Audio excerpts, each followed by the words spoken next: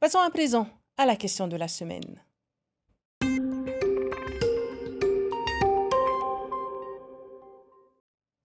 Et on va aller plus loin sur cette journée des femmes avec vous, Sophie Guébel, Yorana. Yorana Tahiti. Alors, quels sont, selon vous, les combats qu'il reste à mener en Polynésie? Qu'ont répondu, justement, nos internautes? Alors, nos internautes, bizarrement, pour cette problématique qui est quand même très importante, ont été très peu nombreux à répondre, rien que plus qu'une dizaine de réponses. Alors, je commencerai par celle de Priscilla, qui souhaite que la sensibilisation continue concernant les traitements infligés aux femmes. Elle demande plus de respect et d'amour. Il faut également, selon elle, valoriser davantage la femme face à son rôle dans le domaine familial. L'OF pointe du doigt, quant à elle, les propos sexistes envers les femmes et souhaite que les femmes soient également reconnues comme l'égale de l'homme.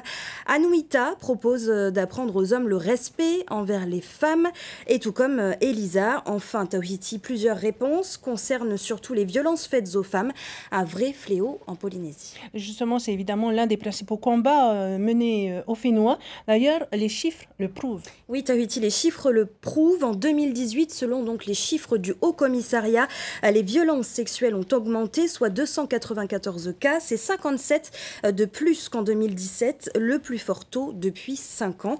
Selon Terra Maora, l'association d'aide aux victimes, 790 cas de violences conjugales ont été recensés en 2018 par le parquet, dont 30% des actes de violence étaient guidés par des réactions impulsives.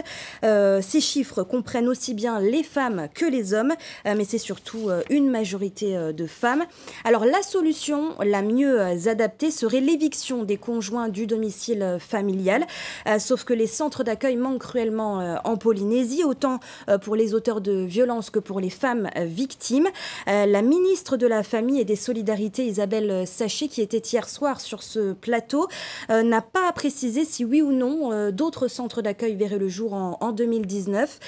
C'est en tout cas, selon elle, en bonne voie, puisque la problématique des violences envers les femmes a été abordée en Conseil des ministres. Un point maintenant sur les inégalités salariales. La Polynésie n'est pas si mauvais élève. Et oui, sachez que l'écart salarial global entre les hommes et les femmes en Polynésie est de 9%, contre 25% en métropole et 16% en moyenne dans l'Union européenne. Alors pour être plus précise, au Fénois en 2018, une femme gagnait par mois 266 450 francs en moyenne, tandis qu'un homme percevait 292 765 francs.